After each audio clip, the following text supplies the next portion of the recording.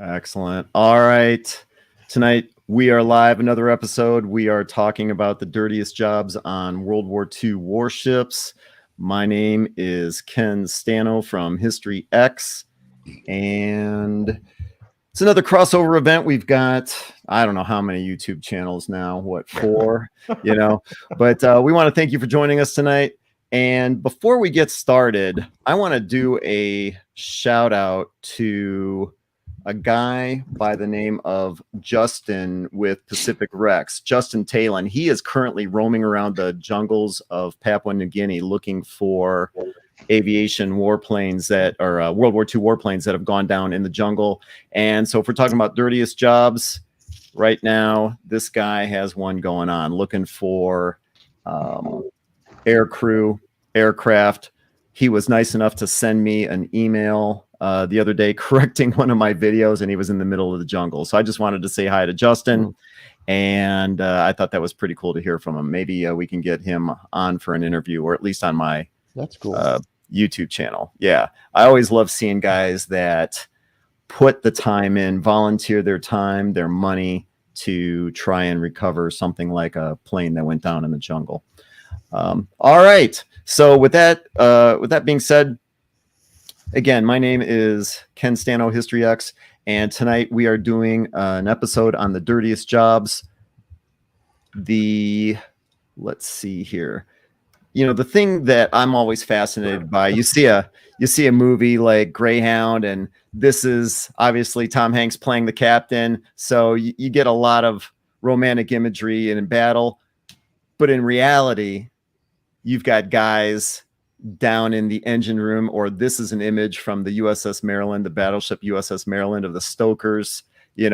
Pretty hideous, dirty jobs. People crawling around in these spaces. I mean, it's ridiculous. Yeah, exactly.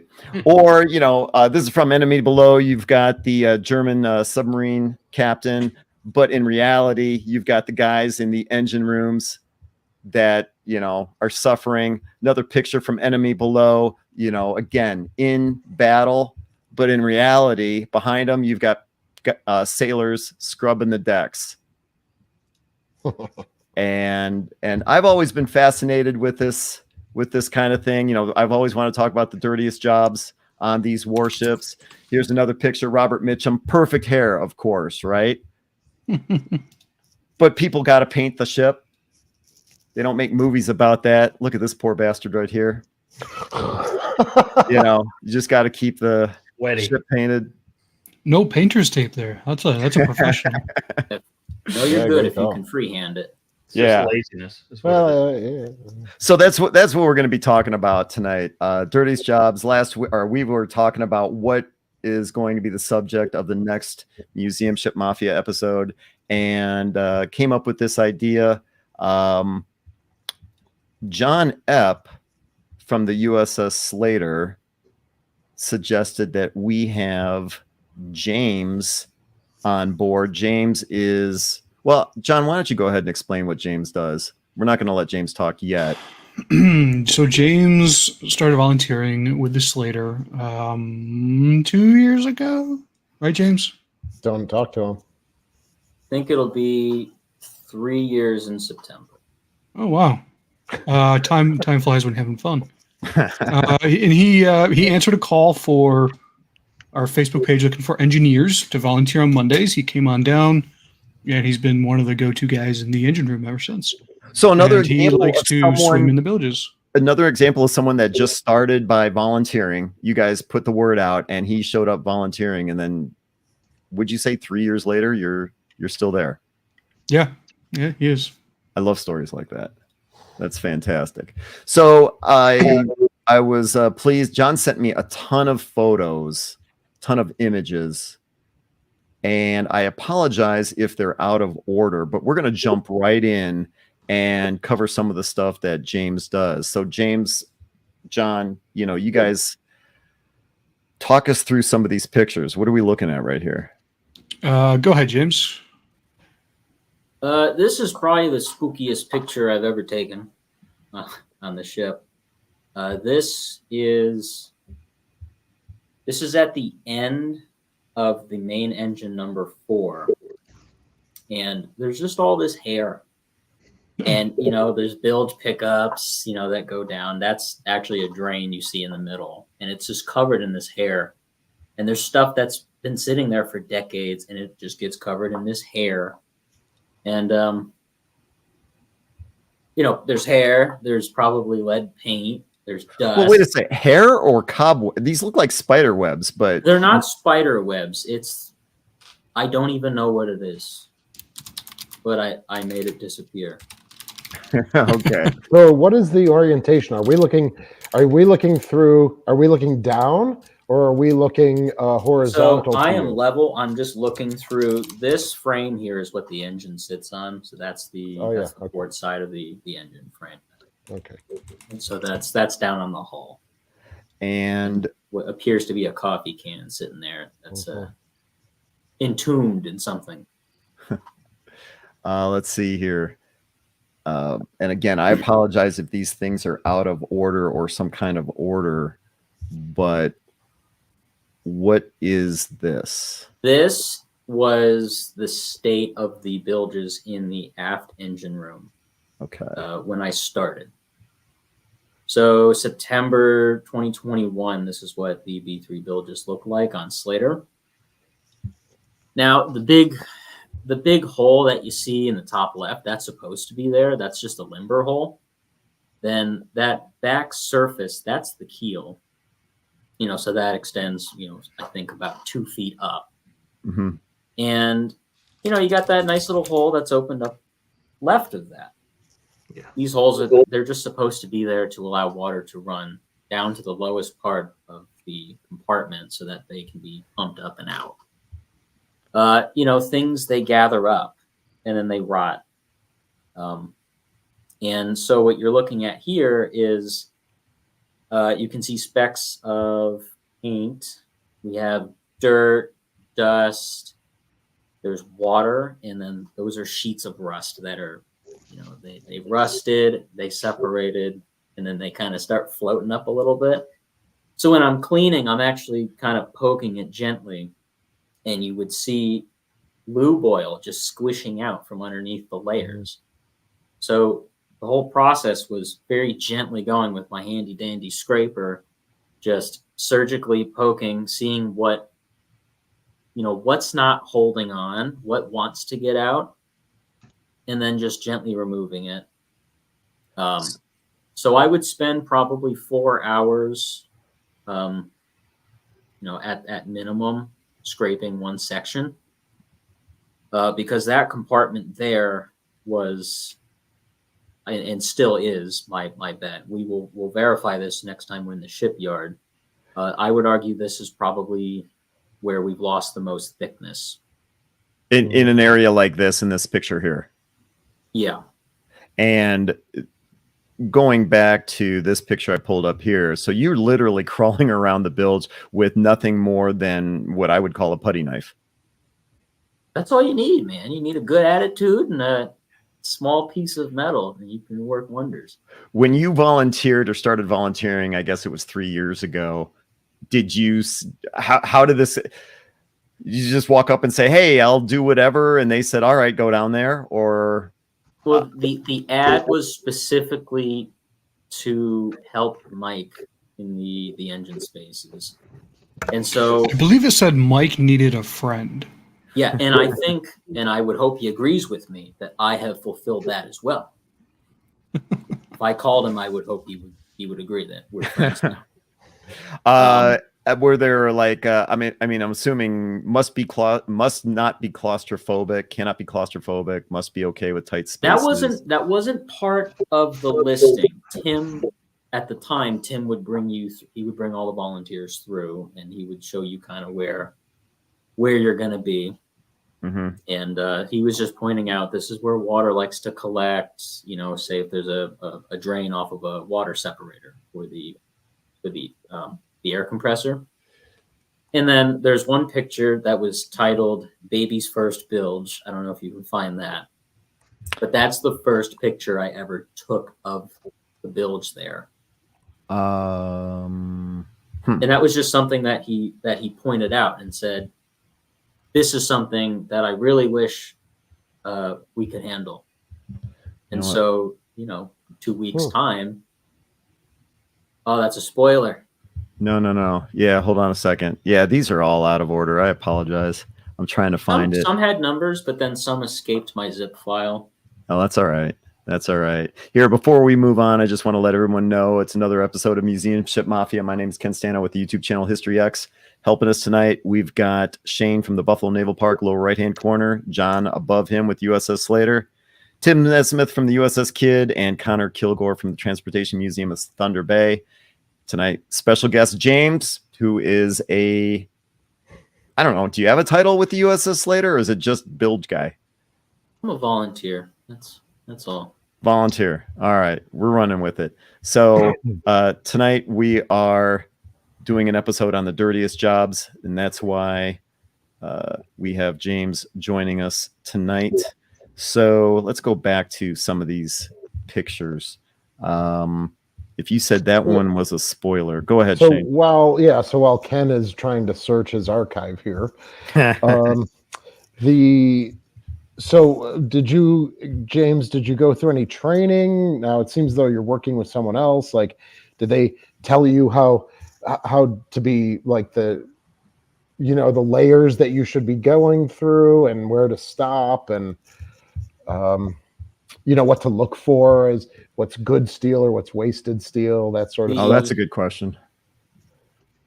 The problem with the bilges is that 99% of the volunteer workforce, and heck, I would say even the paid workforce that, is at the ship, they either can't get down there and do the work or they're not willing to do the work. And so my whole childhood was spent working on rusty cars. So I'm no stranger to rust. I love rust, and that kind of bled into, how we approach the preservation. But it was a lot of caution and common sense. If this thing's got oil under it, it's not holding on. And then just with the depth, with the draft of the Slater, there's probably maybe 5 psi of water pressure. So, if it's really far gone, it would have broken loose already. Now, there was one section that I didn't really want to get into because right in the, say 4 feet over is where we had the dry dock leak. And so, I'm in this terrible nightmare spot.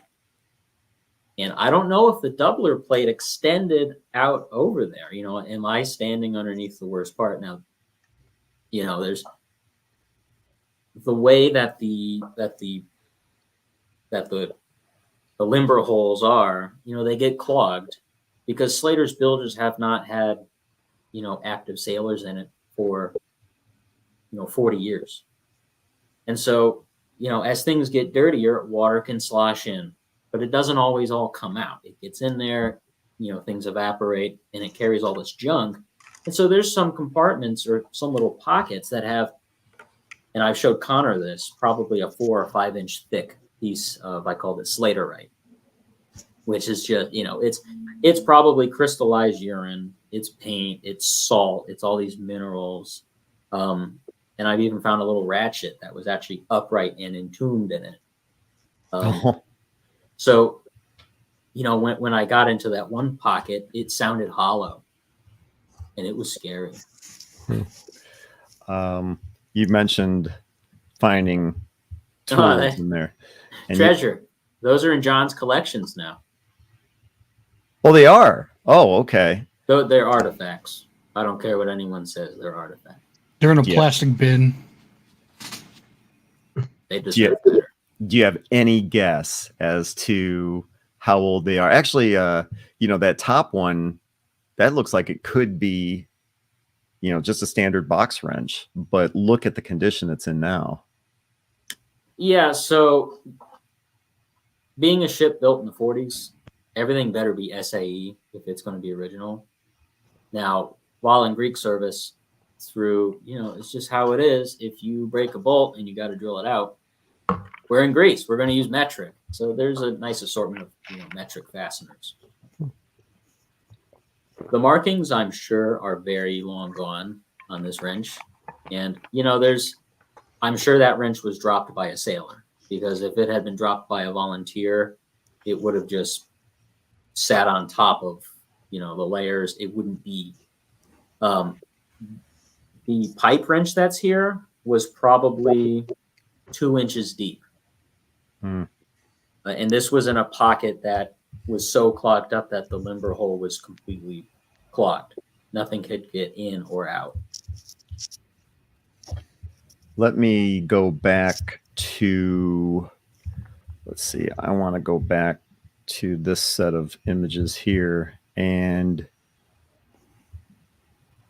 you said that's a spoiler because this is how it ends up. But what are we looking at? There's another picture that shows the state of things. So it's from the same deck plate looking down. Oh, there it is. The one on the right. Okay. There's a happy little Stewart's drink bottle that's just hanging out down there. I see it. And then on the right we see that's an anode. So on the left, that's with all of that vacuumed out. Now, when you look at it, you see it's black, and you say, "Oh, that's great. It's oil. I love oil. Oil stops rust." But little did anybody realize that's not oil through and through. At the bottom was a layer of water. And so in one of the other, if you go back like one or two, the pipe that we're looking at is part of the drainage main system. And this runs through B1 through 4. And this has an isolation valve at each bulkhead, the aft bulkhead of each compartment. And through this, you can take water out of the bilge. You can shoot it out of a hose, out of a firefighting fitting up on deck. This also connects up to the bilge pumps, which is, what would have happened. Now, liquids would have just been pumped overboard. Solids would have been cleaned out because pumps don't like pumping big, crunchy garbage. So this drainage main, right at that flange at the bottom, you see there's a good amount of rot. And so why is there water in this drainage main? We're not going anywhere. We're not pumping out the bilges. And that's because this is an operational machinery space. So we have the 8-cylinder engine that's in here it has water in it. And so at one point, they were running water through the tank underneath the engine. And then at another point, they wanted to route water through an overboard that's above the water line. Now, that brought it through the firefighting pump, which is connected to the drainage main. Now, there was a blanking plate installed, but it wasn't a permanent solution. And so at one point when they ran the engine and they put water to that circuit, there's a Y that comes off of the C valve, which left, say, I don't know, maybe 40 gallons of water in the line that all dripped past that blanking plate and sat inside this pipe. And so I would suck up the water and it would reappear next week. I also had oil that would reappear every single week. And eventually I found it. But right along the keel here is, when you're comparing, as-built thickness, if it's referred to as nominal thickness, I would say percentage of waste, wastage would be the worst here. Because the layer of oil made people feel comfortable with not checking it out. And there was just a layer of water sitting there for who knows how long. And you can say, well, the shipyard cleaned it out, but they only address things that are concerns. If you don't tell them, hey, we want to work on this tank, nothing happens with this tank. If they're doing hot work, yeah, it gets pressure washed and cleaned and everything.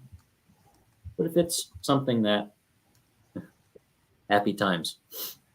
Well, let me go back to this real quick, because I always think it's pretty cool when a museum ship can run an engine, You mentioned the 8-cylinder. I know, like, the Cobia runs all kinds of engines and everything. It's like, hey, that's cool. But somebody from your perspective is like, not so much, because, you need the cooling water and all that stuff. And then it just creates all kinds of opportunities for... I think what some of the subs do is they use freshwater tanks inside the ship. So you could actually fill those tanks with a garden hose. Okay. And then you could just run water through the engine. And then when you're low, you switch to another tank. It's not like you're sucking water, from the river. Yeah, I think you don't do that. It gives the impression that it's fully operational, but really it's, we could do this for about an hour. Okay. We do have some questions that have been building up. Would James be okay with answering a couple of them? Do my best. The Slater's very transparent about things. We're not. All right. So the first question from Matthew is, being under big diesels, was there a lot of residue oil that leaked down there? Like we kind of already talked this, but would you say there's an increase in oil in areas that are underneath the engines? So in the forward engine room, that's been basically untouched since the late 80s. There's a good amount of oil, and that leaks out of, like the oil cooler. Really, it's just mainly underneath the oil cooler. There's a little bit underneath, certain junctions where the gaskets have failed. Yeah. But in general, that stuff was emptied out. Okay. All of the main issues come from what we're doing. We're running stuff. We're introducing oil into something that hasn't had oil in it for 40 years. And so there comes that maintenance. Are you prepared to take all the plumbing off, pressure test it, put new gaskets in it, and then trace all of that. Make sure everything's as new as you can make it. So there was a lot of oil, and the oil in B3 actually came from the inlet line that goes into the oil filter for the 8-cylinder. Yeah. That gasket had let go, and so they hadn't run it in a couple of years. And so it dumped, I think, about 45 gallons of lube oil down into the bilge. Ooh. Yeah. But that's a bad thing, having oil in the bilge. Water under my oil is bad news. Good point. If I know what it oil is, floats on water, and so you can't make the assumption. If you see oil down there, you can't make the assumption it's all oil. You can't see what's on. Okay. Especially if you're playing around in there and you're, converting diesel to noise. The next question actually comes from my dad, and he wants to know, how many times did the cleanup lead to any major repairs? Ooh, damn good question. We regasketed the filter line. We found 2 weep holes in the feed lines that go out of the filter and then into the heat exchanger for that, the cooler. There was another. We discovered an awful lot of bad times going on underneath the 8-cylinder engine, because they had put water in it probably 10 or 15 years ago when they first reactivated that engine. And apparently the shipyard, took care of it. But and for anyone watching, I'm confined space certified. I'm OSHA certified. We did the calculations, make sure that you have good enough ventilation for that space, air purifying respirator, bunny suit, protect your skin and your eyes, with a gas meter going in there. And we found that the shipyard had actually just sprayed paint, probably with a wand over top a layer of rust, which was great for the rust. The rust was really pretty, but it was just sitting on powder. And that issue is that there's actually a doubler plate right there underneath that tank. And so if the original hull rusts through, I now have water between the hull and a doubler plate that is impossible to get to. So, chasing this stuff around, you do find bigger issues that keep you up at night. James, I'm looking at this walkway photo right here, and I have a couple of questions. I can't judge this stuff looking at pictures or anything. How tall are you? 5'7".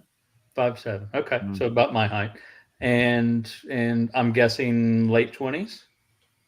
Yes, 29. Yeah. Okay, so for the viewers, that's really critical there because Rizzuto, I worked for Rizzuto when he was down at Kid. Rizzuto got me excited about exactly this sort of stuff. He got me wound up, and then he left for Slater and left me as a victim of all these old World War II vets who would not get down into those spaces to save their life. And now that I'm closing in, I'm into my second half century now. I can't get down there very easily. I still can, but it takes a lot more grunting and bending and time to get in and the time to get out. So, and then how do you feel the next day? Also, that's a factor too. Yeah. So all the young people out there in the chat and who watch this later on, this is what you can do. I mean, it's not pretty. And it's not glamorous, and not everybody will ever see it. But what James has done here is extend the life of the ship. I was able to get some Eagle Scouts to come in and do this in our engine rooms on Kid. And I can tell you the benefit of it because 14 years down the road from the first Eagle Scout I got under the condenser in the forward engine room, under the main condenser, none of the spots that got scraped and painted by the Eagle Scouts on Kid, none of those except for one ended up having a leak. Everywhere else that didn't get scraped and painted continued to deteriorate, and we ended up having some leaks. I had one leak that popped up literally 2 months before we left the cradle and headed for the shipyard, and it was where they had worked. Connor, you said you had a couple other questions. I can't seem to find them anymore. Okay, all right. Well, then let's let James keep going with his story.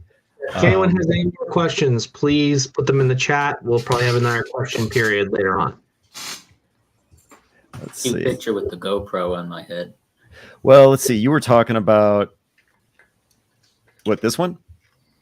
No, there's a picture with a yellow background. Yeah, there it is. Yeah, that's inside the oil sump for the main engine that we're working on. Wow. I'll bet that smells good. It actually does. It's really wonderful. And that GoPro, it allows me to bring our faithful YouTube subscribers along for the ride.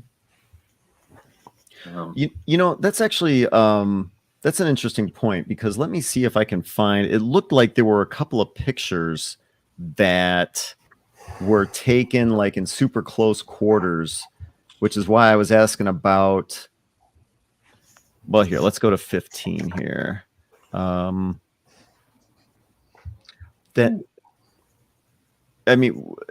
Is this one of the images that would have been taken with your GoPro that you have stuck on your head? Anything, if it's down in the bilge, there's a good chance it was GoPro. Okay. I'm pretty hard on phones, so sometimes I do grease my phone up a little bit. I can only imagine. But in general, I would just bring the GoPro down, let it record. If there was something that I have a write-up that I've been doing over the years of what do I see now, what do I want to happen, as we progress, and then I have little updates and edits about what did I actually find and how did it actually go, and that's sitting in a folder. Maybe it'll never see light, but maybe it will someday. So you saw the older pictures of all that nastiness, and this is the result, with the paint that's drying, and it was. It was an awful lot of work. It took about 1 year worth of scraping. I'm only in, once a week from like 7:30 to 1. Hey, James, can you go through the process of what you're doing down there exactly as soon as you go down there into a dirty bilge?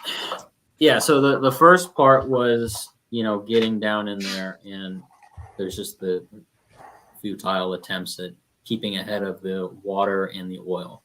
So eventually I found the cause of that. we corrected it, and sure there was a YouTube video about that. So eventually the oil in the water stops and you're just stuck with soggy, greasy crust that you need to surgically remove very, very slowly. And then you have to, there's a crossroads. So I can get down there with Dawn dish soap and a brush, and I can scrub this stuff until it is perfectly clean and, pristine and ready to paint in the normal way. In general, I don't want to have to deal with, say, 30 gallons of oily water. So this picture here is basically as good as it gets. There's a few more paint chips that have fallen down from the heavens. But this is scraped clean. And this was ready for the base coat, which is boiled linseed oil. We put it on all of our tools growing up, and you can just leave the tools outside, because the boiled linseed cures into a hard film. And the friendly thing about this hard film is that I can paint it. So because this engine room has machinery in it that has water, we're going to have spills. In fact, I've had a spill last June when we did the public engine demonstration. And so I got a bunch of water in the bilge because I popped open the strainer and water spilled. The bilge is fine. There's no new rust blooms or anything. Everything's fine. And so, whatever we did here had to be, effective. It had to be pretty cheap because it's a museum. So we started bouncing ideas. I said, how about boiled linseed oil? And then Tim says, we used to use boiled linseed oil. And then we looped in Doug, and he said, boiled linseed oil might work. Awesome. So I took a piece of mild steel, and I mixed, I think it's salt, vinegar, and peroxide. And then I just did certain sections, the control, just linseed oil, just rusty metal primer, and then one with the combination of them. And so the results were that the linseed oil and the rusty metal primer, if you apply them in the right proximity to them, so that way they actually dry and cure together, that's great. They bond up and everything's great. Everything's happy. Now, linseed oil takes forever to cure because it needs to cross-link with oxygen. It doesn't just dry like a latex paint thing. So you need a lot of airflow. There's not a whole lot of airflow in the bilge. So where your linseed oil on your garden scythe, which I keep a scythe in the garden because it's great for clearing brush, it may dry overnight. If it's your bilge on your Warship, it can take weeks. We're looking like 3 weeks. Because you don't have airflow? It's extremely slow. So when everyone leaves, we shut all the doors. Yeah. So it takes an extremely long time. When you started volunteering 3 years ago, and then this kind of became your full-time volunteer role, of course, you're in your late 20s, as Tim, pointed out. Did you get a lot of skeptical glances or looks from some of the older guys? You go down there crawling around, you got your GoPro or something like that, but then you're trying to describe, I discovered this, discovered that. Did you get a lot of, oh no, that can't be? And then they second guessed you and went down there and go, oh yeah, you know what, the kid knows, yeah, maybe. Did you get a lot of that? No, the response was mostly very happy. Everyone they were thrilled that it was happening because no one's really done it. Now Thomas is capable of going down there, but Thomas has other stuff to do. The only head that ever really bumped was, you got to have your safety man right there. So that's Jim. Jim's up top. And it's just good practice. Now, is that Jim in this picture to the right? Yes. So oddly enough, my name's James. That's Jim Skews. Jim Naminsky is also down in engineering. At our height, we had 3 Jims. Now we're down to 2. So maybe someday we'll get another Jim. Well, this is so interesting, especially for Tim and I. If we were to go underneath, say, the main deck of our engine spaces, it's a completely different architecture down there with completely different challenges. You guys being diesel, us being, steam turbine. Tim, I mean, do you have something? I'm looking at some of these pictures and I'm like, wow, there's like a lot of space. It seems, that we would not find on our Fletchers. It's an interesting comparison. And I wish when I was at the Slater, I wish I crawled down there just to get a better understanding. Yeah, first time I went on Slater back in 2001, I was like, "Where's the engines?" Because there was so much space, and Rizzuto's response was, "It's amazing how much space you have when you don't have to worry about all that steam piping and Right. boilers." Mhm. Yeah, for those viewers that aren't aware, and I didn't learn this until in the last year or two, the Fletcher class destroyers, like Shane just pointed out a little bit ago, steam propulsion. You gotta build up steam before you go anywhere. And the destroyer escorts, the Slater, just like submarines, they had diesel engines, and they could take off snap of the finger compared to what a Fletcher class destroyer could do. Some were steam, but most were diesel. So there were some DEs that were steam. Yes. Oh, okay, that I didn't know. There's a few different size of our different condenser, generations. is our condensers in our engine rooms look to be the size of that engine right there. It is just pretty astounding. Mhm. Yeah. Let's see here. I want to get to some of And these. then, of course, other that then pictures. affects all of the framing and how the framing is built out. And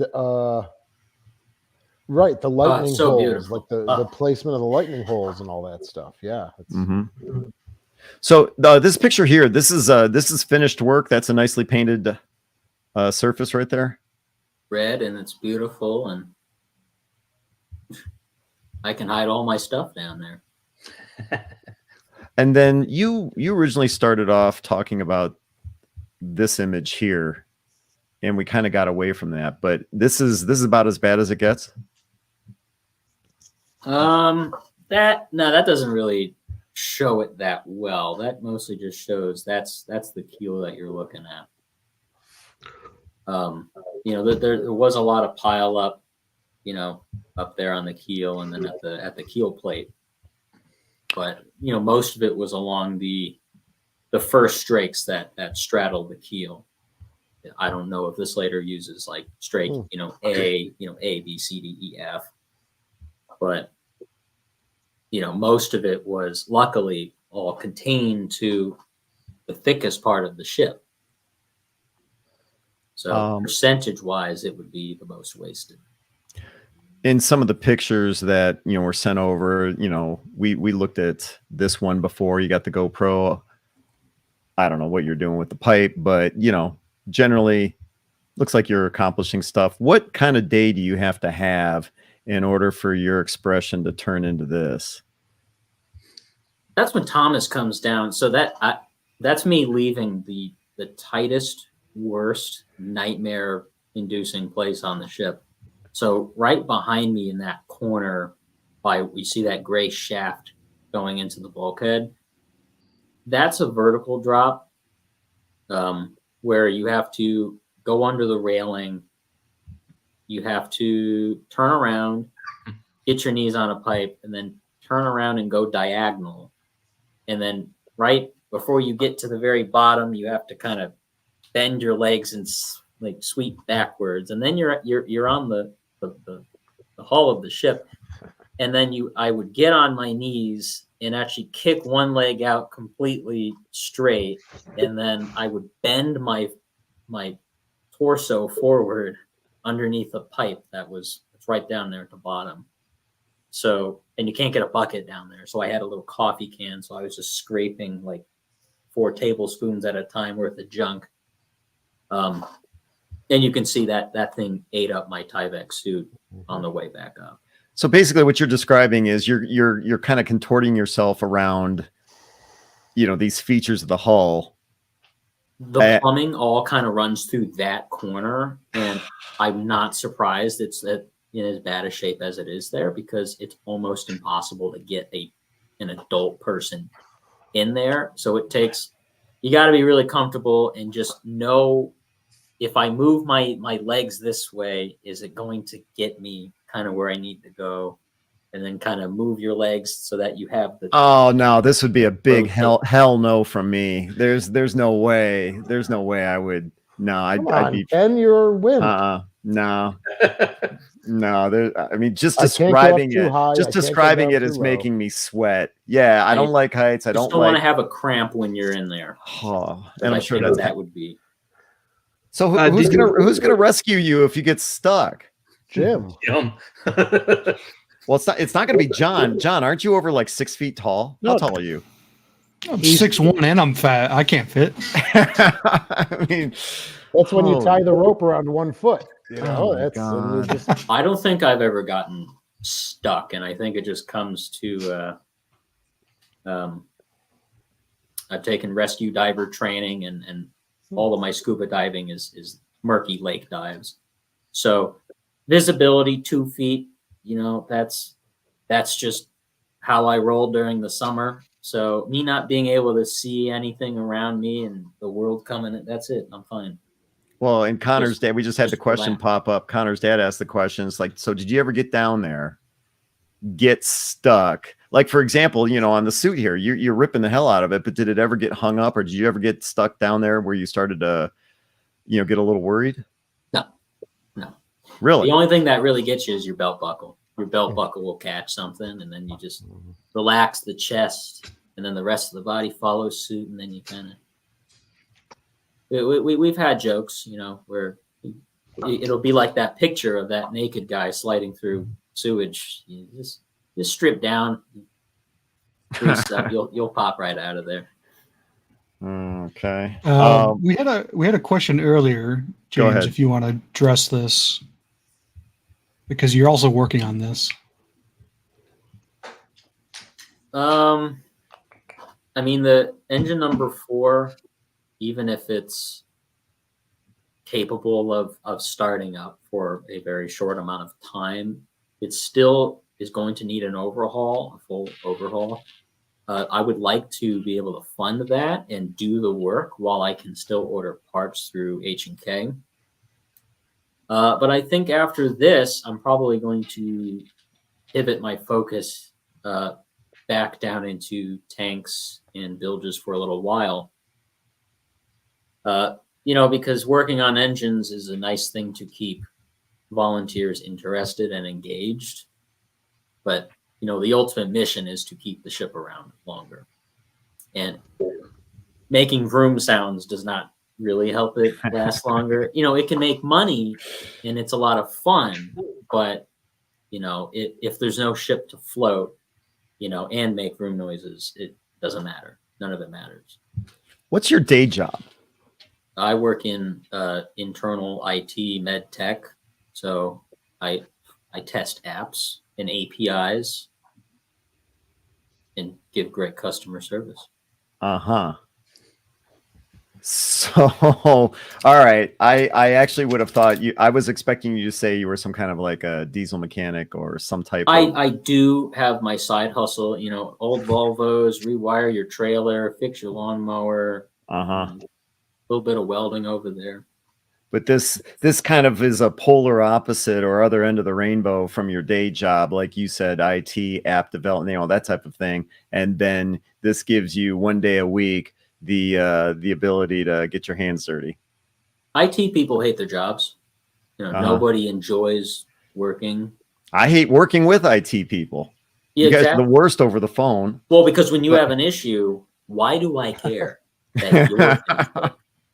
I don't care. I like this James guy. He's great. Yeah, no, you don't care. And that comes through on the phone, but I get Yes, it. it does, Yeah, yeah. you don't care. You don't care about our problem. Shane and I, 2 old guys, are on the phone trying to get our issues sorted out, and James doesn't care. But the Slater is,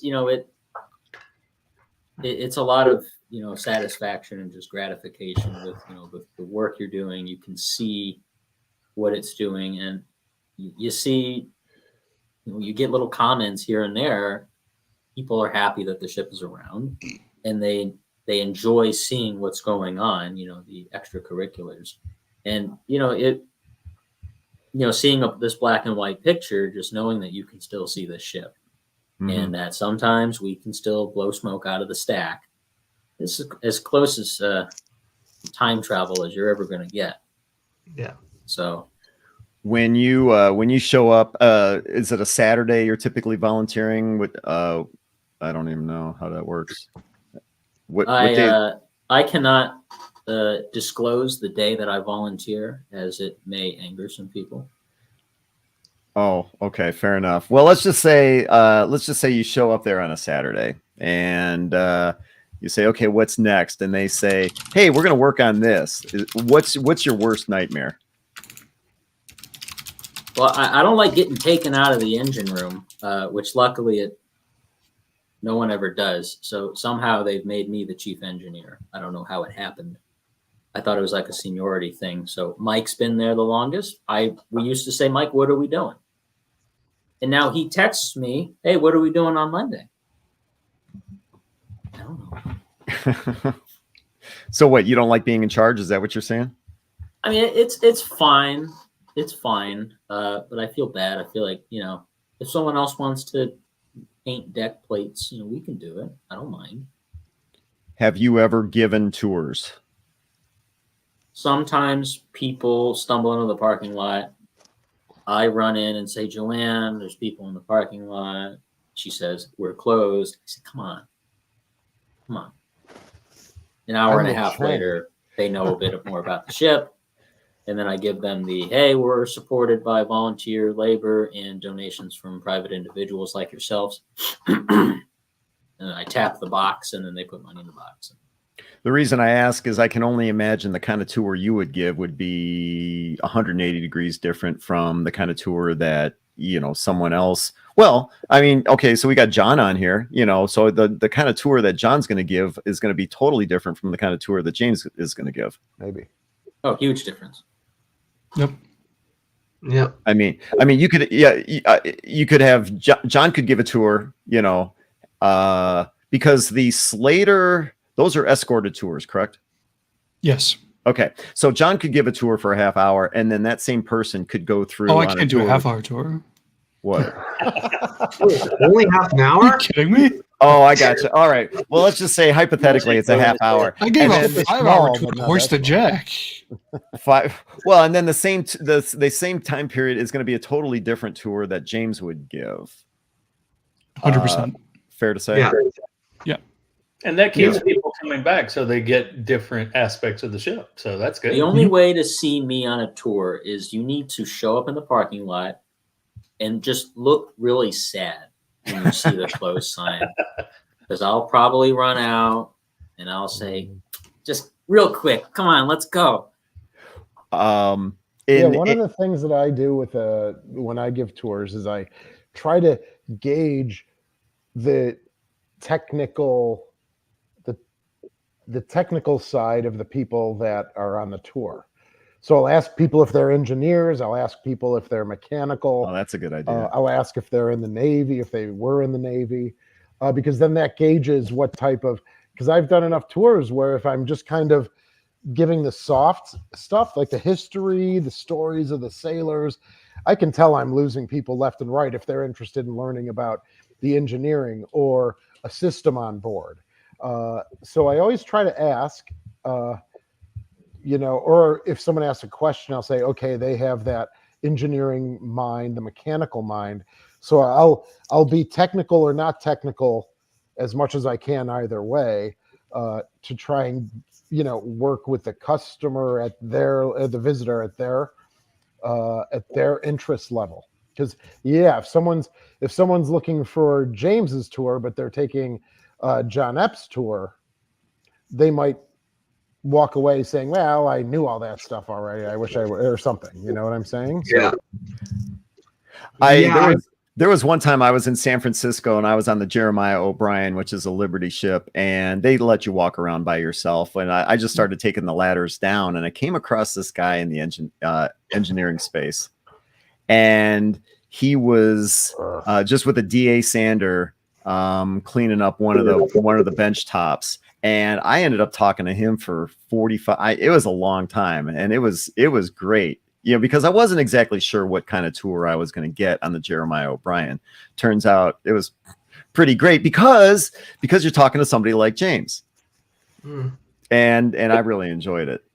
Yeah, I But, cornered Shane on the Little Rock when I was there in September. I spent about 30 minutes with him. On the Little Rock? Yeah. Wait, who did you say, Tim?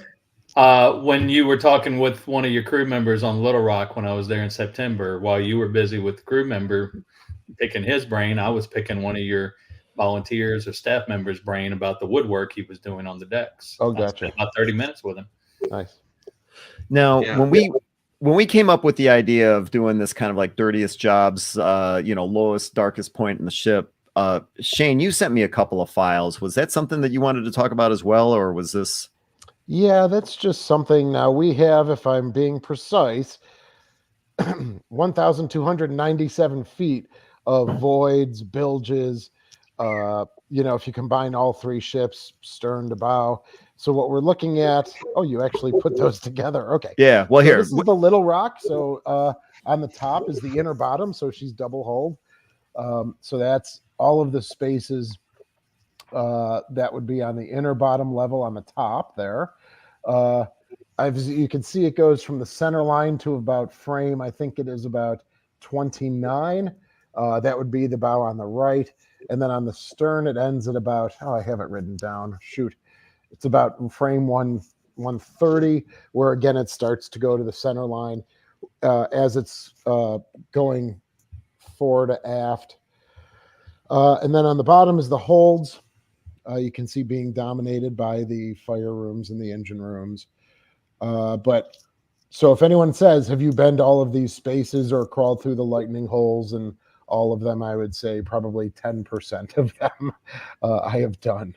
But that gives you an idea of just the sheer amount of spaces that we have to look at. And this is just the Little Rock, let alone the submarine and the Sullivans. So yeah, so I was just showing the other one with the Sullivans that you stitched together. Yeah, hold on. That shows, just destroyers of first, second, and third platforms on the forward section of the ship, and really only two platforms on the aft, in the aft section of the ship. And you can kind of see that here. And even the second platform is only like a half platform, in terms of the length. So I have crawled down much. Well, okay, yeah, there. Yeah, okay, great. Wait, my lips aren't moving. What's going on? So that's in a freshwater tank. But when I first started, we were pretty low on staff, so I would work with the superintendent of ships, and we would go through and find holes and plug them, and crawl around. And as you've said, as Tim said, I'm kind of just entering that second half century, and yeah, this would be a little more difficult to get in and out of, especially these water tanks as well, along the fire rooms there. But so I have spent a little more time in the holds and the bilges of the Sullivans than the Little Rock, but yeah, I can only imagine how sore you get the next day. It's cumulative. So it might not hit the next day, but then you do it 3 days in a row. Then the following week, it's, oh, my back. Oh, where's the icy hot? Yeah.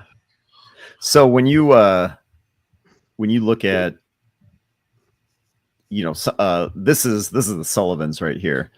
So Correct. you've been to some of these lower compartments. Yeah. If you look at all of the 65, 64s, along the forward half, you see those voids down below there. I've been to 70, 69, 66, 67, all of those on the third platform there. That is half a platform. As you can see, it kind of ends at 69 there, the number 69. But then underneath it, but those are, you can't, you're crawling, right? So you're not even crouching. You would have to try to be as horizontal as possible. Oh. but it's fun. I mean, it's fun and enjoyable. Obviously, James and a few other people here probably tonight don't have a problem with small spaces, and I do not either. So it's okay. Can't stand it. That's what I loved how when James said, you just rest your chest, just take a couple deep breaths. Because once you start to panic, I think then it could be very painful. Pardon me. And panicking will make you make mistakes. And so if you don't panic, you'll have a much greater success at navigating through some of these spaces. You see in like 54 there with all the lightning holes. 59 right on the very aft, the chemical warfare space. You see all those circles, the lightning holes. Those are areas that we used to have water in. So when I said, oh, how's the transom look with all that water? Those are areas I think Tim has said he's crawled down below, through those in a prior video. You've been down in there? They're the devil. Yeah, that's very tough. Yeah. That would be very tough. Again, now we have water there, so I'm not going in there. But the water is slowly coming out for getting for the dry docking and stuff. So yeah, but Tim can expound on that. But those lightning holes are not large. Spaces are tight. You're going in forward and backwards, sideways. I'd be panicking. I'd get stuck, and then I'd be panicking even more because then they'd go get Shane. Ken's stuck. Oh, Again, you didn't like the heights going heck up. no. Up, and you don't like the depths, so you're kind of the public spaces area. Yeah. Okay. I mean, I can handle heights if I'm flying. I can handle. Yeah, you've flown your own planes and stuff. Oh yeah, right? yeah. And there have been times when I've been up there dealing with heights and all that stuff, and all I do is, hey, the autopilot's on, and 90 seconds later I'm fine. But that's heights. I can't talk my way out of these confined spaces that you and James and Tim are talking about going through. Can't do it. And then John's, like he said, he's 6'1". Yeah, I haven't been in spaces that are as tight as the one shown. For me personally, the tightest spaces I've been is the prop shaft for the Henry, and even then, that's still about a 4-foot space, I'd say, in terms of height. So you're not fully crawling yet, but I go down there once a week just to make sure that everything's sealed down there, even though we don't have to worry about the same level of saltwater corrosion that, say, you guys might have. Well, actually, wait. Freshwater. Okay, never mind. Yeah, we're all freshwater. Now, do you take pictures? Have you ever shared pictures, Connor, of that space when you were down there? I haven't publicly That'd be shared. interesting to see. Yeah, I might consider that. I haven't publicly shared any pictures of the shaft at all. But I have in private sent pictures of our bilge to James there, and a few other things. Our bilges have not been cleaned out yet, but it's on the list. Shane, you had another picture here that I just wanted to pull up here. Yeah, that's the USS Runner on Eternal Patrol, but going through nav source and looking for a shot like this. This really gives a wonderful view of a Gato class. So you have the inner pressure hull with the tanks around it. And so that's harrowing. I was planning on going into one of the bilges in probably 2020 through one of the inspection hatches. Now, so what they did was on the outside of the saddlebags, outside of the pressure hull there, where the tanks are, they put inspection hatches right on the top. And if you've been to the Croker, it's odd. It's funny because on the COD, the inspection hatches are underneath the superstructure, but ours are outside of the superstructure. And so you can see them walking along the promenade and stuff. But I mean, if you go in those, I mean, that I don't have a problem with spaces, but as you're going down, now you're like going down, and now you're lying vertical underneath the pressure hull. And I think they didn't physically stop me because I hadn't made that full decision yet, but they were like, no, we're not going to allow you to go down there because it's dark. We did have some water incursion. You don't have much footing, right? Because everything is sloped.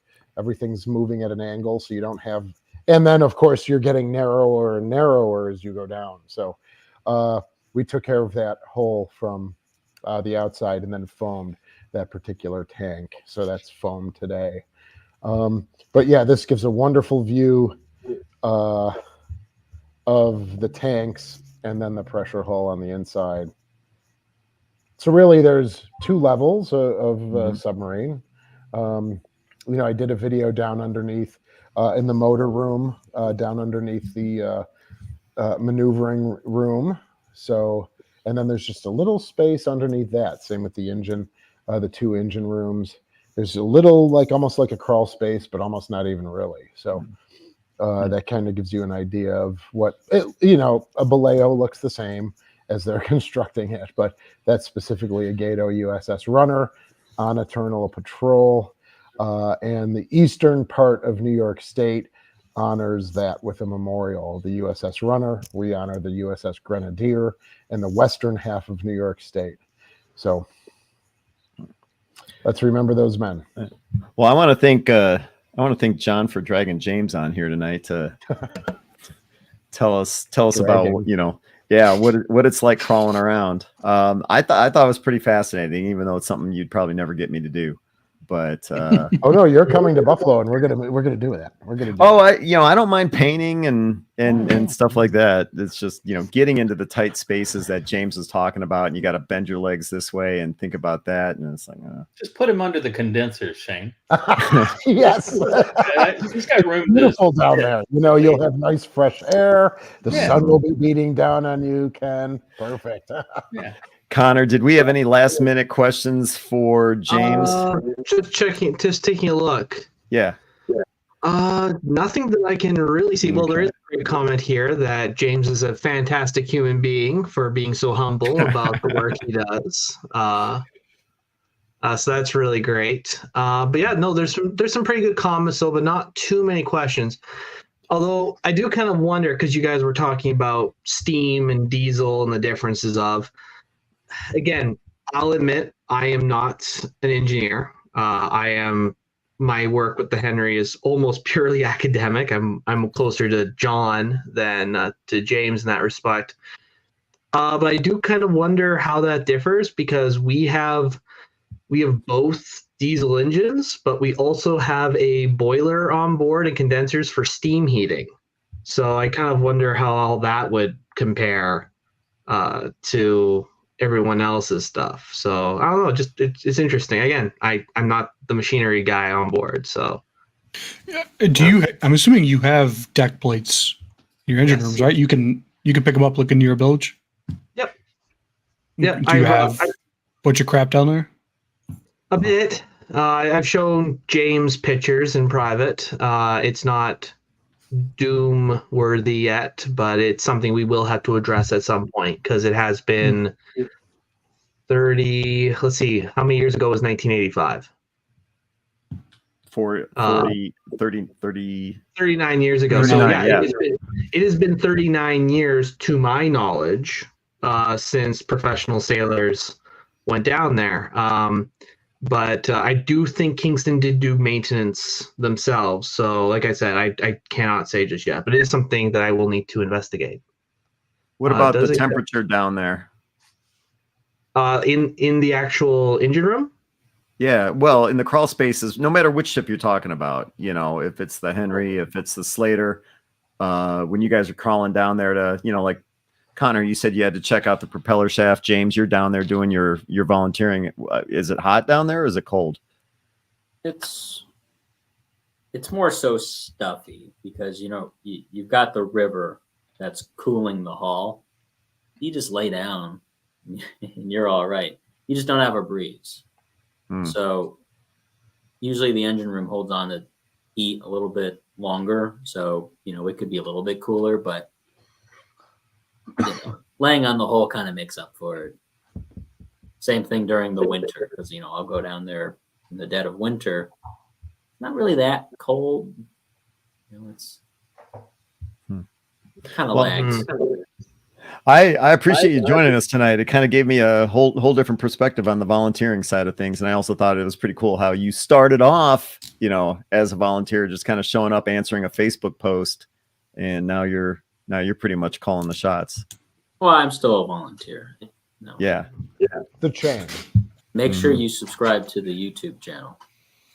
Yeah. Which we have surpassed 5,000 subscribers. Oh yeah, we're gonna get to that. Yeah, and Much Buffalo of Naval it Park. thanks to James. So James is a YouTuber. So he does all the videos. Yeah, there you go. What's that? I'll do some work and then I go around and see what other people are doing. Mm-hmm.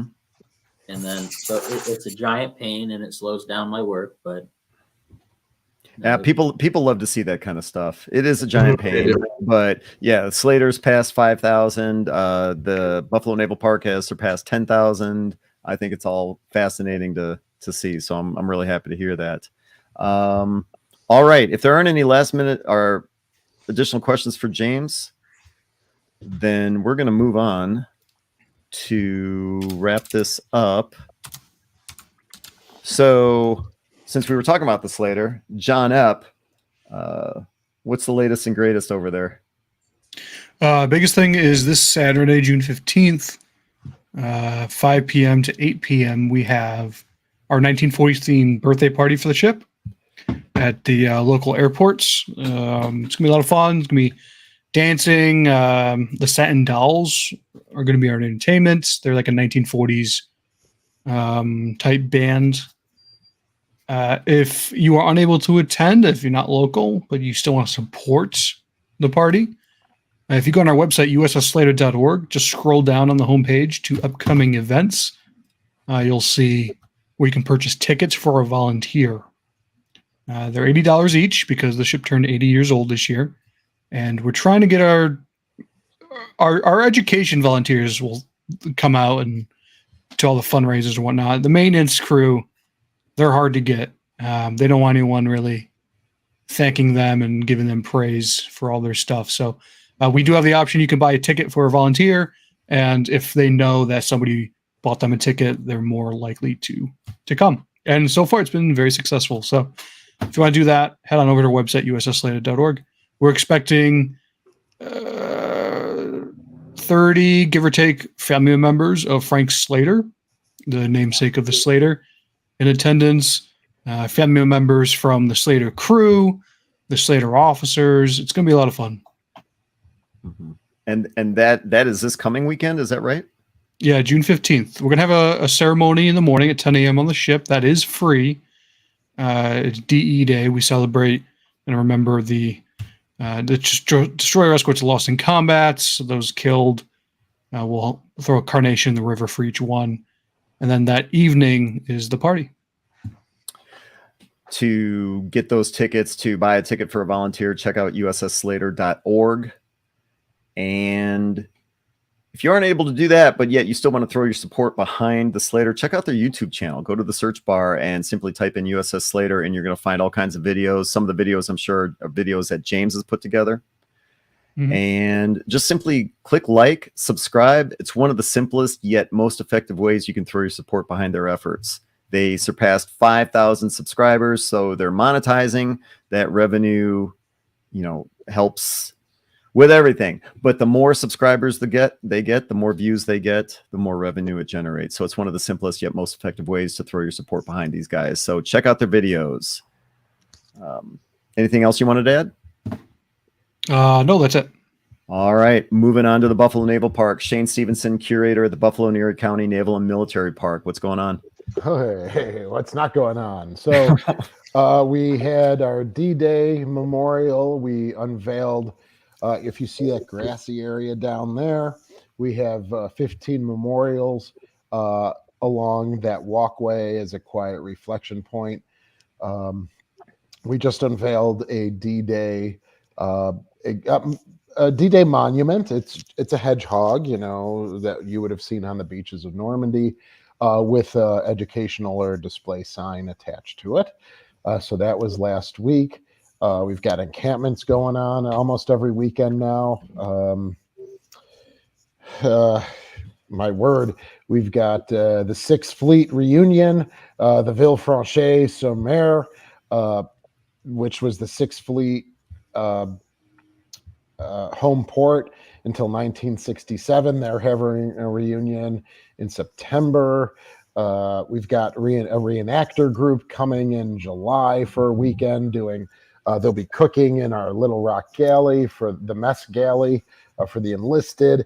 They'll be working on some of the guns. They'll be walking around with pails and dungarees, and so that's something new this year. Then we also have our Vietnam veteran, our Vietnam reenactor group. They're always on Labor Day weekend. We're beginning to do those ship B&B things that I was researching many years ago, where we rent out the USS Little Rock for a night for families. So we've done a few of that earlier this year. Well, we talked about that a little bit when we had Karen on from the Cobia. And they said it was really successful. So how are you guys finding? What's your experience been? Well, we just kind of unveiled it, and we had a bunch I think we had 4 families for the Eclipse weekend in April. And we've kind of stepped back, kind of reevaluating. And now we have, I think, 2 or 3 families that are interested over the next month or so to rent out for a night. Again, that logistics, we have a lot of stuff that go on board during the season. There's weddings on board. There's wedding receptions on board. There's military. We have commissionings. Officer commissionings, enlisted commissionings all the time, retirement ceremonies, volunteer groups. So we create a lot of, I don't know the word I'm looking, but a lot of, I don't know. I can't think of the word. A lot of, my God, someone please. Here, does this help? Oh my, what that? Put you on the spot. A lot of different activities, a lot of different events. Yeah, a lot of energy, so to speak. Hey, Shane, question. Are you not worried people are going to pocket things? I'd be worried opening about it that. up to the overnights? I always say if I spend the night on a submarine, I'm going to do my best to get a torpedo out of there. Oh, that was good, Ken. Because it's a great revenue maker because people want to sleep on the ship, but I am terrified someone's going to walk away with the officer's china. Or even just vandalized. For us is behind glass. All right, so we don't keep really anything that is, say, of that value out that's not behind some sort of display. That's one of the differences that we talk about on board. You go to some museum ships, right? They have the chain or the plexiglass on the door, and then the silver service is set out, but no one goes in there, right? Mm-hmm. So we let people go into places, but we don't have anything of value out, right? So it's either you open up the Admiral's quarters on Little Rock, you have it set up with the silver service and no one goes in, or you can choose to let people go in and you don't have the silver service out, right? So we also have staff there, right? And, people have to leave the ship. So, I mean, well, and if you're going to have people stay on, pay to spend the night, that type of thing, you've got to have a certain amount of trust that they're going to be respectful for all that stuff. At least I would. Yes, I mean, it would be different if we had, no offense to anyone, but if we had 4 20-year-olds, I would worry a little bit more than like a dad and a mom with like 3 kids, right? Yeah. But if we want to just have college kids on board, I think there would have to be some extra security measures for something like that, I would think. But again, we haven't fully opened it up like the Cobia has. And we're still kind of getting through the infrastructure and the logistics of who's going to be where and when. And so... But there's some very exciting things going on as always. And To learn more about what the Buffalo Naval Park has going on, check out their website, buffalonavalpark.org. And of course, their YouTube channel, which, as I mentioned a little bit ago, what was that? That was a couple weeks ago. You guys surpassed 10,000 subscribers, right? Yeah. You and I were yeah. trading texts about that. Yeah, that's exciting. Yeah, no, it's great because for those of you that aren't aware, once a YouTube channel surpasses 10,000 subscribers, they can post a little button to the side of their videos that will go, as long as they're a charity, or as long as I mean, I've done it for the kid, had a donate button. You can have a button for a charity and you can just donate. So if you're checking out their videos and you want to throw $5 behind their effort, you can just click and it goes right. YouTube will donate 100%. They don't take out a fee or anything. It goes right to the Buffalo and Erie County Naval and Military Park. So you guys, Shane, you need to set that up. Is that we can maybe talk offline. We'll talk later. Yeah. Is that a Patreon thing? No, it's YouTube. It's great. Oh, yeah. I've not done that yet. So now I'll help you with that. So yeah, Shane. What was that? It's an OnlyFans. It's not OnlyFans. Oh my God, OnlyFans!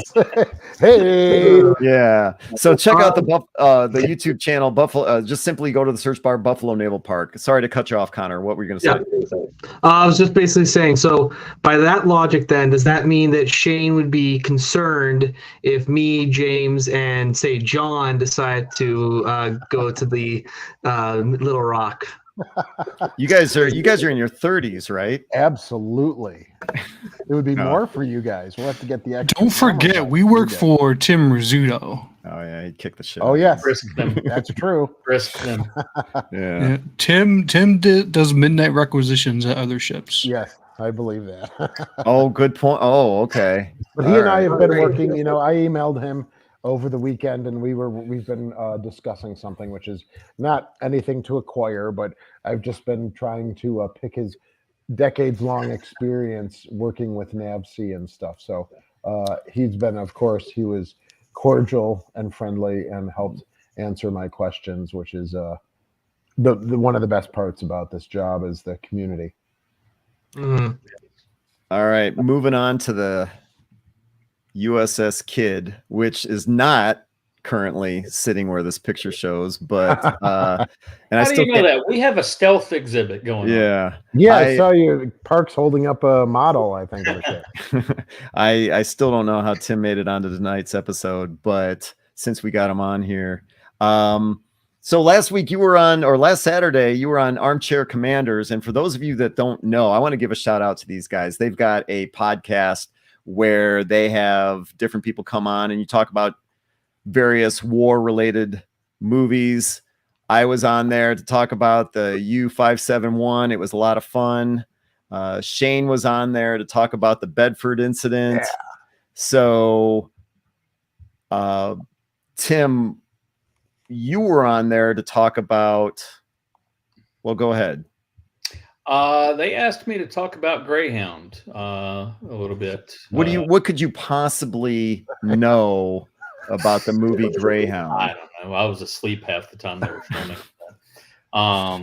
But yeah, I actually said, I was like, you really expect me to be unbiased about this film? My girl is in the film. Come on. Oh, I didn't know that. Yeah. No, not my wife. My mistress. My great. Oh, all right. So, I fell for that one. Okay. Yeah, but yeah, it was a lot of fun. I did not get to work with both of the guys. One of them wasn't able to make it. I think James was not there. Or Jack. You said Jack was not there, but John. Yeah. So John and I basically chatted about Greyhound, about the movie, about the behind the scenes stuff. It was a lot of fun. And it's supposed to drop, I want to say, this Friday. He was going to send me a heads up so that we can advertise it a little bit. So hopefully it'll come out this Friday. Just keep an ear tuned and eye tuned to their YouTube channel. Their YouTube channel, Spotify, Apple, they post on everything. And when I did the episode for U-571, I think their YouTube channel was at about 80 or 90 subscribers, and it's well over 1,500 now. So it's growing quickly. I think it's really interesting what they do. I mean, and it sounds like you enjoyed it, right? I had a blast with it. Hopefully I'll get to go back at some point and kind of pick my movie, like you guys got to pick a movie. Mhm. So I got a couple that I want to pitch and see if they've done yet. But yeah, it was a lot of fun, and it's an interesting concept. And I heard you mention in your episode. I haven't gotten to see Shane's yet, but finding something that nobody else has done out there, and they found something, and people seem to enjoy it, and seems like they're growing really fast. They're finding their niche. Yeah, so I was thrilled that they had Shane on. I was thrilled that they had you on. I think a lot of people would really enjoy their podcast. It's truly a podcast. It's audio. There's no video to it. So if you like podcasts, Spotify, Apple, of course, YouTube, do a search for Armchair Commanders. I think you guys will get a kick out of it. But with that being said, give us some kid news. Kid is in the shipyard. Have made a few trips back and forth. Pulled about an 18-hour day last Friday. Going down, getting up and leaving at 4 and getting back home at 10 p.m.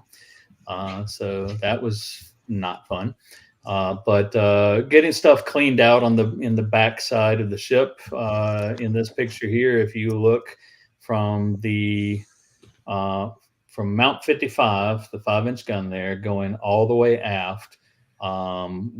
They're lifting the 20s off. They still have to get those two 20s off.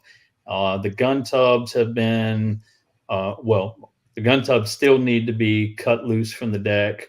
All the depth charge tracks and the spare racks have been cut loose and moved forward for the tow down to Homa. So all of that equipment is going to be moved off of the stern, and they are going to pull all that deck off that has been looking very scabrous for probably about 14 years now, just steadily worsening no matter what we did with it. Ed Zakowski, longtime friend of the Kid, longtime friend of the Slater, and pretty much all museum ships. He started out at the Kennedy with Rizzuto. Ed found a little footnote in our blueprints that everybody had missed. And basically that portion of the deck, the main deck, was built with galvanized steel, which does not mix well with salt water. And when you have a chief trying to keep a bunch of young sailors from, getting into shenanigans on their off hours, you keep them busy. They hand them a paintbrush or a scraper.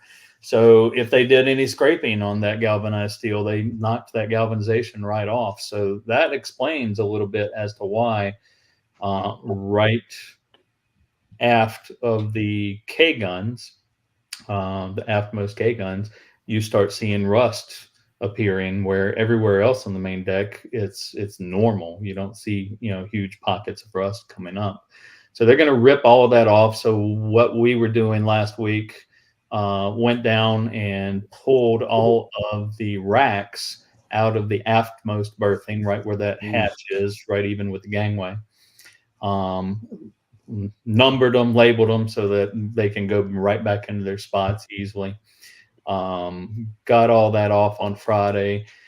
The armory over on port side and that corridor back there. Well, hold on a second. I want to ask you a question. You said Ed was just paging through blueprints and he came across a little scribbled note or something like that said it was galvanized steel. Yeah. Why would they do that? Shortage of materials, maybe? Whatever was handy, maybe it was just a cost-saving measure. We got a bunch of galvanized steel. We can't use it for anything. Slap it on that one. I mean, who knows? When they built these things during the war, the impetus was get them out and get them fighting, right? Yeah. So that's my best guess, is they just used what they had handy. Makes sense. All right. Sorry to cut you off. Go ahead. No. The armory we cleaned out. We ran out of time before the river hit the point to where hit its peak, where we were going to either have to go or stay another year. So that room, those compartments and passageway got left. So had a work crew clean all that out. And so that came up with the bunks back to Baton Rouge. So now they're going to rip off the insulation from the overhead in those spaces. They've tested it, confirmed that what we found years ago, that there was no asbestos in it. It's all fiberglass. And so they're going to be working on that before they pull all that off. We lifted the searchlights off and the 40 millimeter gun directors off and something else. The rest of the midships 20s, the four waistline 20s, we got those off, and those are back in Baton Rouge for restoration. And they have done a really great job in the area where we're bringing the steward's mate's berthing back. They've got all that fire control equipment and all the sonar amplifiers down on the mess deck level pulled out. So they're doing cleanup in that area now. So all we have to do once they're done is just roll in and paint it and patch up any loose stuff.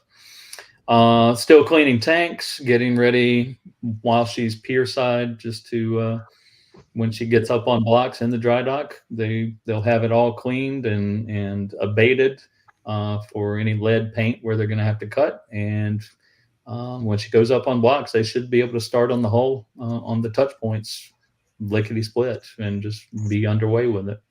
So making real progress. And right now, you're thinking August is when it actually goes into dry dock. August, maybe late July. It depends on how fast the work gets done. The big thing I'm watching is just weather predictions, because she's closer to the Gulf than she's been in 40 years, and you get close to the Gulf and hurricane season. Don't say the H word. It's that particular season that we don't want to deal with. Not football season, but the other season. Copy that. Construction season. Yes. Yeah. So we're watching that. Meanwhile, at the museum, we're getting a new exhibit every month.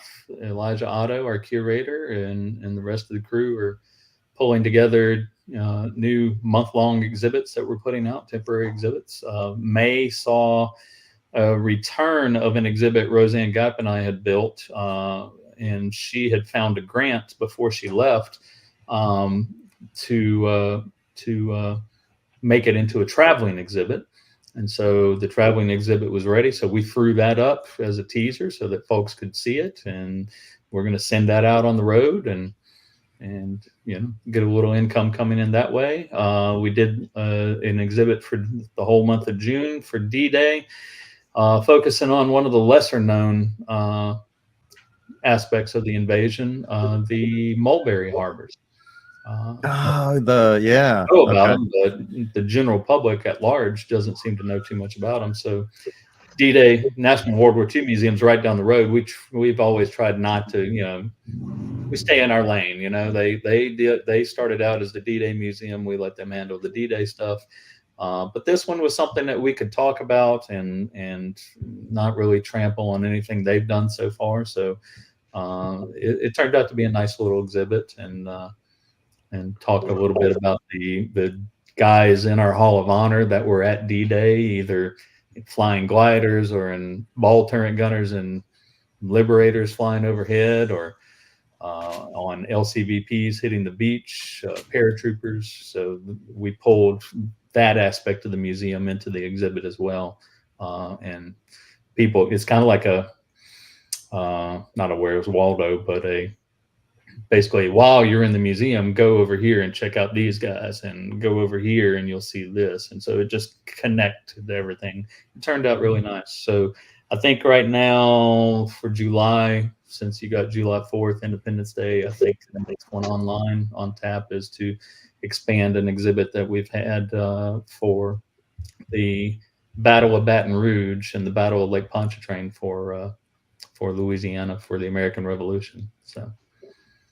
And then, of course, Friday, Karen Duvall at the Cobia is going to do a live stream with me, if I can figure out what you can and what Connor, the magic y'all do behind the scenes for live streaming. If I can figure out how to do that, we're going to talk about Louisiana's memorial submarine, the Golette, I think is how you pronounce it. Karen's going to teach me how to pronounce it, but one of the 52 lost submarines from World War II. On Friday. Is that something that's on the Kid YouTube channel? Yeah. Oh, it'll be on the Kid YouTube channel. Okay. So to see that, simply go into the search bar on YouTube and type in USS Kid Veterans Museum, and it'll come right up. Yeah, what did I tell you this afternoon when it comes to setting up those live broadcasts? If Shane can figure it out, anyone can. Did you really say that? Tim. You have I'm betrayed not going to everything. get between you guys. You have betrayed everything that I have thought of for you. No. Yeah, we said that. Let's see. So Tim Nesmith, supervisor of the USS Kid. Check out their website, usskid.com. And like I said a few moments ago, USS Kid Veterans Museum. Just search for that on YouTube. But check out their Facebook page, because Tim mentioned a little bit ago how they were hoisting off the searchlights and everything. They're posting pictures of stuff like that all the time, getting the kid ready for dry dock. So check out their Facebook page. It's something I follow, and all kinds of good stuff getting posted. And smash that donate button. The more money you donate, the more we get done in dry dock. 100%. All right, moving on to the Alexander Henry, the Transportation Museum of Thunder Bay. Go ahead, Connor. Sorry. Actually, there was one question for Tim very briefly. And basically that question is, what has attendance been like since the ship has been gone? Has your attendance dropped? Oh, definitely. I mean, the ship is the main attraction. So I have been surprised by actually how many people are coming in. So it's nice to see the community rally around us and support us. And that's part of the reason why we're swapping out exhibits, a new exhibit every month, so that, people have something to come see that they haven't already seen on prior visits. So yeah, we really appreciate the support. The community has really been at our backs. Awesome. That's great to hear. Yeah. All right. And let's see here. There we go, Connor. Okay, so similar to Shane, a lot has been happening. Literally 2 days after our last broadcast, I was invited down. Well, I'd been invited down before, but I went down to another museum ship in, there it is, in Superior, Wisconsin. This is the SS Meteor, which is operated by the Superior Public Museums Association. And she is actually she actually is the last whaleback designed laker on the Great Lakes that's above water. And it was a super unique design. Our tour guide Dara, did a fantastic job. She took us through the whole ship, including areas that aren't on the tour route. And it's a very unique vessel. I would recommend anyone who hasn't gone to see her to see her, because she's a very unique ship, and she's located in Superior, Wisconsin. It was an honor to tour her. Also, just as a side as well, I was actually so impressed that I've actually started, when I have American guests who are going back down Highway 61 back to the US, I've been basically suggesting that ship, because and she runs just like us and the Slater, where she has guided tours exclusively. And it's quite an amazing and unique experience, because there's really no other museum ship like that in the world, really, at this point. It's definitely a study as well, because it became a museum in that period where people really didn't know what to do with museum ships yet. So there's a lot of things other museum ships could learn from this as well. Not saying she's in horrible shape or anything, just they've made choices in the past that are different than other museums have done more modern days. Yeah. Okay. Yeah, so that was how it started. So that was literally how my month started. After that, we had a number of work on site days. A lot of our grounds need to be upkept, so we've planted new grass on site, as well as we started work on some smaller displays on site. We've moved our train display into our secondary area. And yeah, might as well bring it up. You can bring up that other picture again. Yeah, we have cruise ships again. We've been open now 3 weeks, and we have cruise ships. They park directly to our stern. This is the Viking Octantis, and she parks probably about 50 feet from our stern. And she looks small here, but she's actually taller than the mast on Henry. That's where her bridge is. So she'll pull up right behind, basically parallel park behind the Henry. Yep, and we've been benefiting from that. We've been more than happy to introduce the people on board to Thunder Bay's history and to its transportation history, especially, as that's what we prioritize, and the history of the ship. So that has been something we've been doing, and last week in particular was very busy for us. What's the other picture we have? Hold on a second. Yeah, there. The other big event that happened was this. Some of you who follow Great Lakes News might have heard about this, but we did have some excitement last weekend. We had a freighter come into the harbor called the Michipicoten, and she's 72 years old. And because you gotta love freshwater Great Lakes. And she had suffered damage. By the sounds of it, it was a hull fracture of some sort. Apparently, they found a 13-foot hole in the hull, and she came limping into the harbor here. And it's funny, the tugboat you can see behind, alongside, that is the Granada, and that one is 81 years old. So there's a lot of old ships in this harbor. My ship, which is the windows, you can kind of see the reflection of the window in this picture. My ship is the youngest ship here. But yeah, so that was exciting as well, and we actually had some people come up onto our boat deck on the stern to actually take photos because there was a lot of talk leading up to its arrival because there's not very often that we have I would hesitate to call it an SOS, but basically a ship in distress message of any type. It's been a while, so that was quite. I think we lost firstly, Connor. We lost you for a second. What was the last thing I said? You hadn't heard an SOS signal. So I mean, I had a question. So I mean, do you guys monitor maritime radio? So we didn't have. We used to. Our radio used to monitor, but I was told, and this was before I joined, that apparently one time it picked up a argument or something, and since then it's been kept off. Oh, that being said, though, I wouldn't call it an SOS, but it was definitely a ship in distress type signal, and it was big news in our city. Yeah, they were asking for assistance. So it wasn't like an SOS where they're going down, but they needed assistance. No, they managed to stabilize her, thankfully. Okay, ship in distress is the last thing. Okay. Yeah. All right. Yeah. So that's basically what happened, but that was pretty big news for us when she came limping into the harbor, and I'm just glad everyone made it off her safe. Props to both the United States Coast Guard, the crew of 1,000-footer that came alongside, as well as the United States Park Rangers, who actually helped as well and assisted the Canadian Coast Guard in evacuating some of the non-essential crew off. And then just in general news for the museum. We're working on displays. A lot of our displays are getting revamps right now. And we're actually going to be hosting a display very soon to honor the 100th anniversary of the Royal Canadian Air Force, as our city did play a role in the construction of aircraft that the Royal Canadian Air Force has used over the last century. And as that's transportation, we're covering it. And that display should come up this week. I just need to double check because we're doing it in partnership with our local military museum. And a lot of it's on their schedule, and they've been very busy with D-Day celebrations.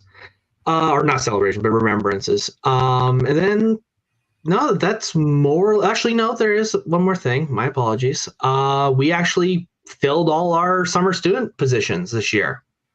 This was something that we were concerned about, but no, we have done it. We have hired all the roles, all the roles, and I think we've assembled a pretty good team for this year. So that'll be great. It means our museum will be effectively running at full capacity this year, which is something we haven't said in a while. Well, good job. So you guys are growing. Yep, we're growing, and we're seeing new things soon. And perfect thing to just mention, on July 20th, we will be hosting our annual Coast Guard Day event. And we should have some pretty big surprises coming. So hopefully people can come make it. And it should be a great time. So that's the Canadian Coast Guard icebreaker Alexander Henry, Connor Kilgore with the Transportation Museum of Thunder Bay. One thing I forgot to mention earlier is that Connor is also one of the administrators for the Museum Ships Facebook group. And huge following. If you like museum ships, if you like the stuff we're talking about tonight, check out the Museum Ships Facebook group. And to Connor, about the is the website for the Transportation Museum of Thunder Bay back up and running? Yes, it is. All right. www.tmtb.ca. Yes. It's the same address as before. Mm-hmm. And I'd also like to point out, because you did mention museum ships, we are pretty confident that we will reach 100,000 members before the end of the summer, as we are now sitting at 97. 97,000. Yeah. So Connor, one of the administrators of the Museum Ships Facebook group, yeah, definitely check it out. All right. What were we going to say? I didn't mean to cut you off. That's basically all I have to say. All right, man. Anybody else want to add anything before I shut us down? Thanks I don't think so. For all the great work he's doing. Yes. Yeah. Well, and I want to say special thanks to James for joining us tonight. Thanks for taking us below decks. Yeah, I thought it was pretty cool for walking us through what you do. So just wanted to say thanks, James. And yeah, loved having you here. So all right, we're gonna wrap it up. My name is Ken Stano with the YouTube channel History X. And if you wanted to learn more, also check out historyxchannel.com. And just want to say thanks to everybody for joining us tonight. Everyone have a great evening. Good night, everyone. There you go. Peace. Live long.